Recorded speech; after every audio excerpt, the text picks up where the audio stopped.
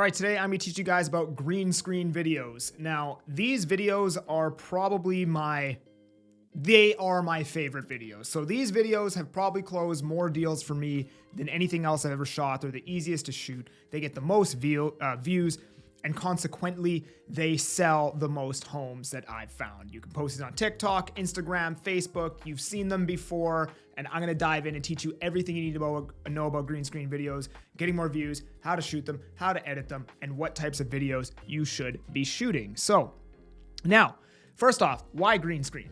Well, it's a very easy pattern disrupt, right? People see you on the screen and then they see something happening behind you. They want to know what that is. And just by way of that, it actually increases the viewer in, it helps disrupt the pattern on their feed because it's something out of the ordinary. It's something that's eye-catching. It works really, really well with a few videos that I'm about to tell you about. So number two, they're easy to make. You can make them right from your house. You just need something to screenshot and use as the green screen. And I can make some of my best performing green screen videos I literally made in, no joke, probably a minute, right? They're super effective. My highest viewed videos are pretty much all green screens. There's some property tours in there, a few other things, but a lot of my highest viewed videos are green screens. Number four, it's completely free. You don't need any money to do this. You don't need any equipment. You literally don't need anything. $0. And number five, unlimited content. So once you understand what a green screen video is, you will understand that you can pretty much green screen anything. And by way of this, you will never run out of content. You will always have something to create every single day. And number six, the way business works, there's marketing, sales, and fulfillment.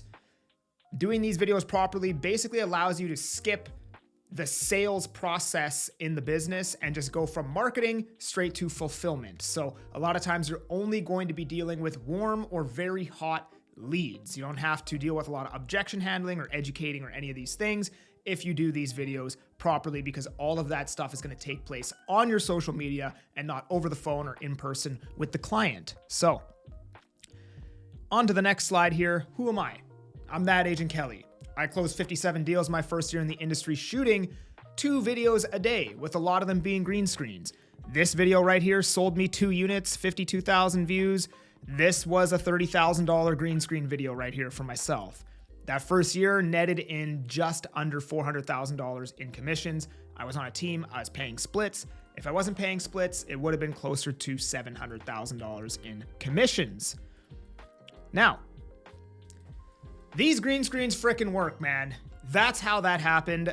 I've shot green screens. I did one green screen where I literally sold 6 units at a pre-sale center from one green screen video. So they frickin' work. And basically, here are the different types of green screens that you can do. So number one, we have renderings. I've probably sold more pre-sales off of specifically this one than anything else. And it's basically just a rendering of a pre-sale or new construction project or pre-construction project or whatever you want to call it. And then you're just gonna be like, hey, units in Vancouver, BC, starting from $399,000. It's a 10% deposit. It's completing in 2028. It's built by this person. The location is this. And you're literally just gonna explain what it is, but it's gonna be a rendering of the project behind you. And then maybe some text at the top saying the starting price. They work absolutely phenomenal. Number two, tweets.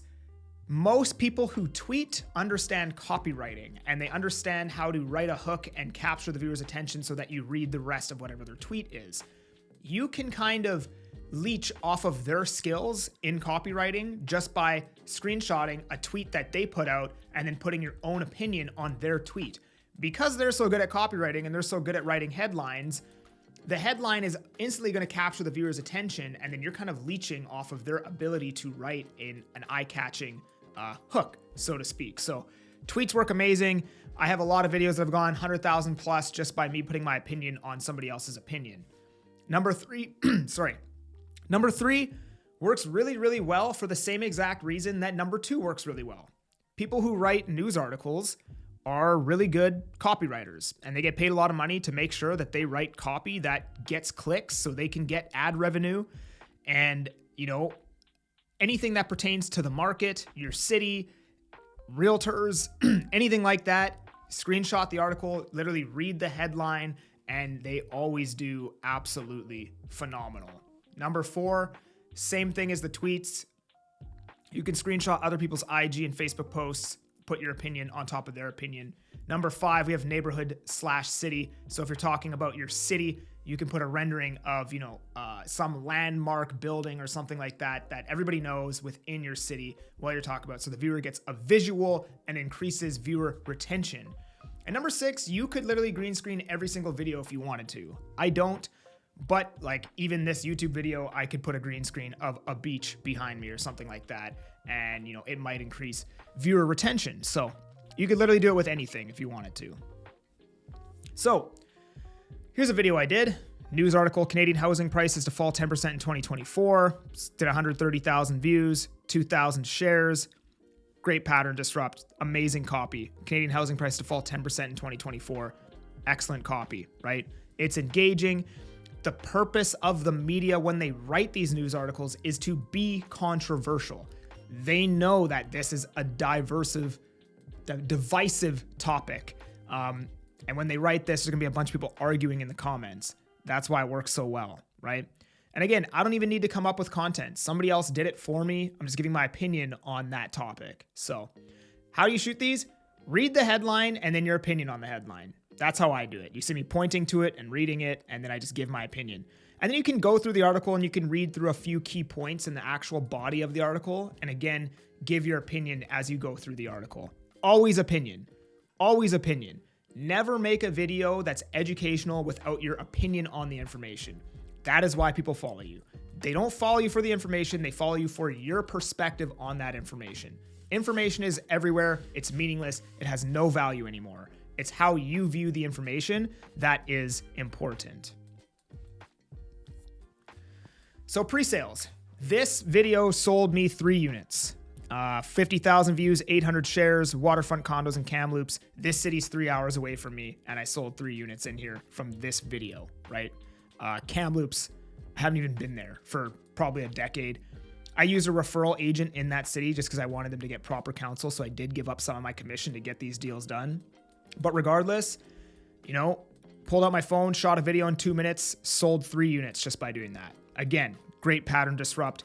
If the offer is good, it will perform well. Waterfront condos, $299,000. Who the hell wouldn't watch the rest of this video after that headline gets read, right? That is good. That is a great offer. Direct response marketing. What I said at the end of this video, hey, if you're interested, give me a ring. And they can find my phone number in the bio of my TikTok account, and people literally just reach out and call me just right from my bio. So I had a texted hook. I had an interesting photo in the background, and then I just gave the details of the offer. This is a 10% deposit. It's completing in late 2026. The developer is this. The starting pricing is this.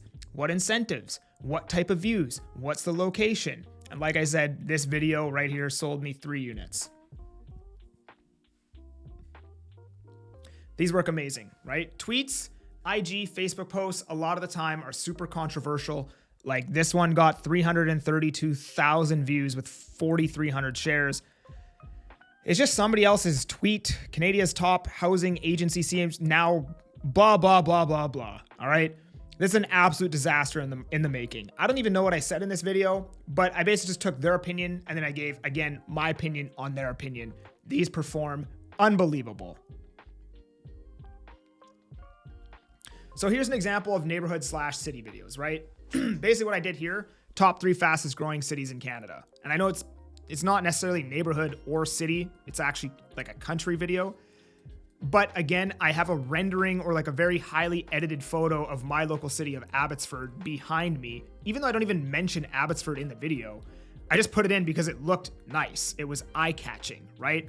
But I guarantee when I actually went through this video, each city I talked about, I had a screenshot or a rendering or a photo of that city behind me just to up the viewer engagement throughout the video, right?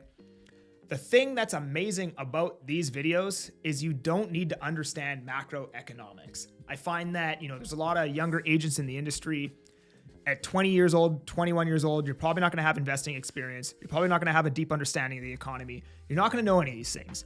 So you shouldn't talk about them.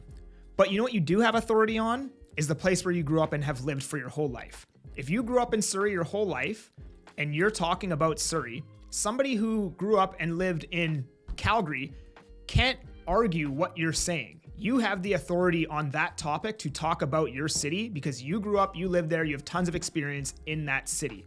So if you don't know about investing or macroeconomics or any of these other things, just talk about your city. That's it. That's all. You could literally, there are unlimited videos you could make about your city, which I'm going to show you later on in this video how to do that. And these are great for relocation buyers. They're amazing because people start to associate you with that city. So I talk about Chilliwack a lot from an investment standpoint because I like Chilliwack as an investment. I'm not a Chilliwack realtor. I don't live in Chilliwack, but I all the time get people calling me that think I'm a Chilliwack realtor, that think I live in Chilliwack just because I talk about Chilliwack. So I get lots of business out in Chilliwack just because I talk about it. So if you're putting out videos about your city and they're getting views, which they will because these videos are all, like typically very controversial as well. People love to shit on cities. People will reach out to you and people will associate you as the realtor for that city. So they work amazing. Categorizing videos. So you shot your green screen video, you've got your topic, all that stuff, everything's gravy. You want to make sure that you get categorized. TikTok is starting to become a lot more search engine based, meaning they want it so just like YouTube, you could type into the search bar something that you're looking for, and then the best performing video pops up. Now, the way that you get categorized, and you can see this video didn't get categorized, find related content. If it says that at the top, that's not what you want. That means your video is not categorized. And the reason why this video didn't get categorized is TikTok is very confused about what I'm talking about. And even if you just read the title here, you still don't really know what the topic is. It just says how to figure shit out, right? Now, I didn't make this video to get tons of views. I made this video to go deeper with the people who watch it. But if I wanted to actually structure this video for views, what I probably would have done is I would have been like, how to be a better entrepreneur. And then I would have put entrepreneur in the description, and then I would have tagged entrepreneur, and then it probably would have got categorized under entrepreneur. So the way you get categorized is you want to basically tell the algorithm what the video is about. And you want to do that by giving the algorithm as many chances as possible to figure that out. So what you say in the video is going to get transcribed by TikTok, and that's going to help decide where to put your video. The text you put on the screen is going to help you get categorized. The text you put in the description and the hashtags you choose. And if there's congruency, like if entrepreneur keeps popping up everywhere, then TikTok's going to know that you're talking about being an entrepreneur, and it's probably going to categorize you under entrepreneur. Now, when somebody types entrepreneur into TikTok, that video would be categorized somewhere, just like a YouTube feed, and it would show up somewhere.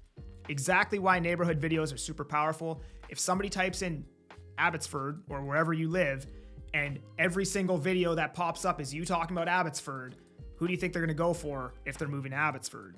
And that's exactly what's happened to me in my city.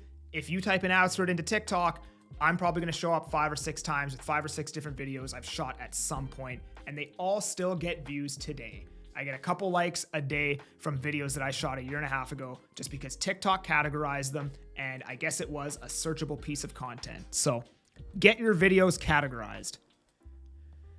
Music. I think you should always make music unless you're talking about like a super serious topic. Otherwise, you should be posting music or putting music on your videos, right? So you can see down here in the bottom right, you can adjust this. Like once you pick your sound or pick your music, you can adjust it. Original sound, that's you talking. Added sound is the music. I recommend you turn it down to about 15 to 20% of the sound of the original sound. And I find that's the perfect happy medium, right? So you're probably thinking, you know, what song do I choose? Well, for some reason, TikTok's going to know to just feed you certain instrumentals when you get on the app. And just keep favoriting the ones that you like, and eventually you'll have a portfolio of instrumentals that you like to use on your channel, right? So you just add a sound, turn it down to 15 to 20% of the original volume, and it keeps the viewer very engaged, and the song should match the tone of the video. If you're talking about something serious or something sad, make sure the sound you're using is serious or sad. If it's happy and uplifting, use a happy and uplifting sound, right? That should go without saying, but the feel of the video is a very important part of keeping viewer engagement and actually making the viewer feel something when they watch it, right? And you want to make people feel something because they remember that more than above anything else. They remember the way that you made them feel, right? Captions, or you could call them subtitles. On the right side of your screen, there's going to be a little drop-down menu via this little arrow here. I've already got it dropped down. Sometimes you can't see the captions until you click this. And basically, after you talk, you're going to add captions to your video. And again, that is going to help TikTok categorize your video. Because again, you know, the actual texted version of what you're saying is popping up on the screen. You know, I talked about it in a previous video. If you're shooting property tours, just add the captions in CapCut. But for Greenscreen, use the captions in TikTok, right?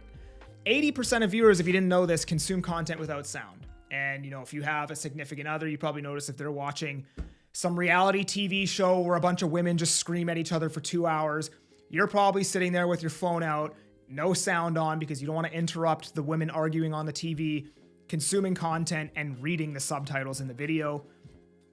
If you don't have subtitles in your video, then nobody's going to watch it when their significant other is watching women argue on the TV. So make sure you add subtitles.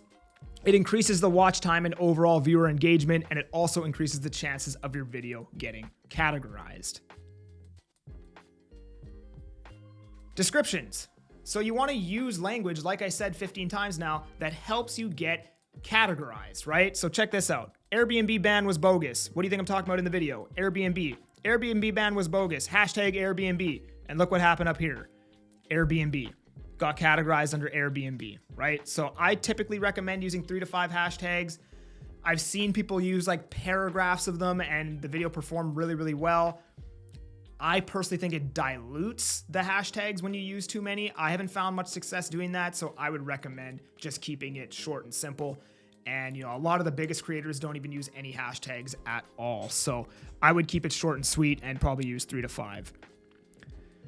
And again, you're just telling the algorithm what the video is about so it can get categorized, because you'll notice you'll get an instant bump in views once the video gets categorized. Now, beautiful thing about green screens is they perform well on every single platform. They perform well on YouTube. They perform well on TikTok, Facebook, Instagram. I'm sure they would perform well on LinkedIn and every other platform. So you're going to want to go to the 3 dots in the bottom right of your post. You're going to save video right here, and then you're going to re-upload it to YouTube Shorts, Facebook Reels, Instagram, pretty much everywhere you can. But if you just did YouTube Shorts, Facebook, and Instagram, you would basically 4 times your exposure by shooting 1 video. So from shooting 1 video, you essentially shot and posted 4 videos. So that's what I love about TikTok. Download your video, repost it and everywhere else, and 4x the amount of views that you would have otherwise gotten. So as I was saying earlier, how to have unlimited content. Now, when it comes to the neighborhood/city videos, right? Look at this. You can go to any one of these channels. You can type anything out about a city and there will be realtors shooting videos like this, right? Top 10 worst neighborhoods to live in Portland, Oregon. We know this title works, right? I went to his videos, I clicked popular. These are his best performing videos. We know this title framework and this topic gets views. So all we have to do is do exactly this and then remove Portland, Oregon wherever you live, and it should perform amazing. And instead of shooting a YouTube video, just do it in short form and just don't go as deep and don't elaborate on each of the things that you mentioned in the video.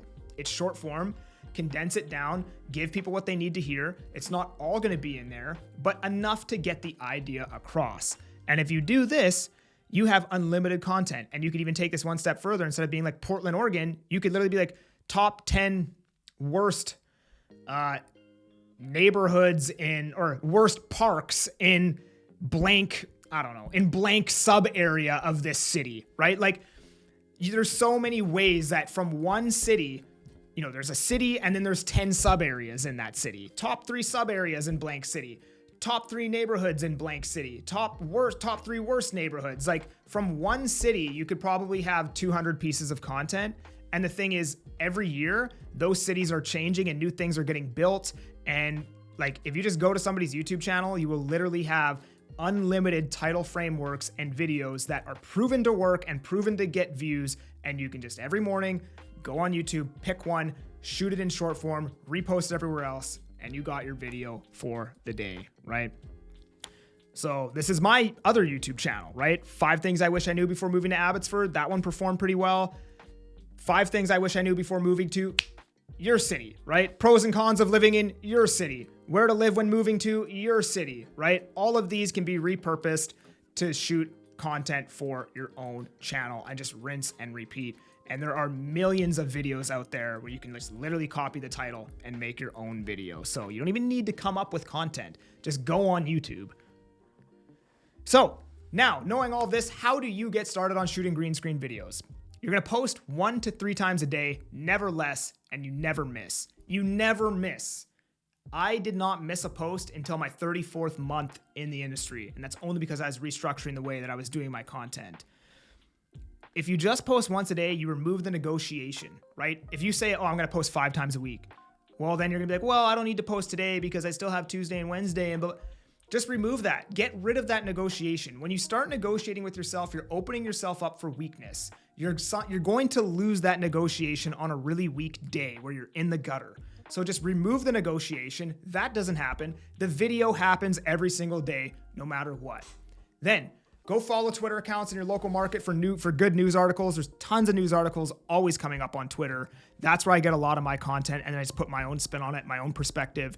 Follow IG, YouTube, Facebook accounts in your local market. Add your opinion on top of their opinions. Hey, that guy said something controversial that I know I can speak on. Screenshot, green screen, talk about it, right? Green screen, interesting properties are good opportunities. Pre-sale projects, new construction projects, maybe a condo that's a really good deal that just came on the market. All of these things work amazing to get views and sell homes. Now, all this being said, if you want help with the implementation of this information and the nuances as it pertains to your specific situation, I've got an inner circle where we will help you with that. Click the link down below. Otherwise, I'm that Agent Kelly. I'm making moves to move you. Peace.